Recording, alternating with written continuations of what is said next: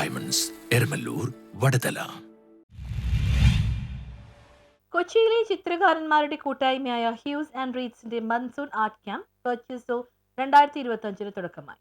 കൊച്ചിയിലെ ചിത്രകാരന്മാരുടെ കൂട്ടായ്മയായ ഹൂസ് ആൻഡ് റീഡ്സിന്റെ മൺസൂൺ ആർട്ട് ക്യാമ്പ് വെർച്യൂസോ 2025 തുടക്കമായി. കേദാരം ഹോം സ്റ്റേയിൽ നടക്കുന്ന camp Kerala Lalithakala academy secretary ABN Joseph ഉദ്ഘാടനം ചെയ്തു.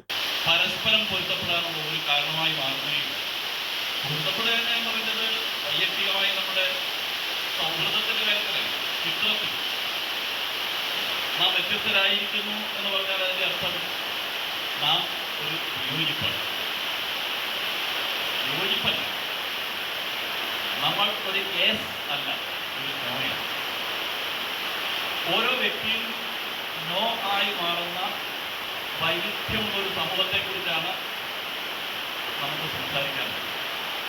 ഈ വൈവിധ്യം നിലനിർത്തുക, അതിനുവേണ്ടി ശ്രമിക്കുക എന്നതാണ് വാസ്തവത്തിൽ ഒരു കൂട്ടായ്മയ്ക്ക് പോലും.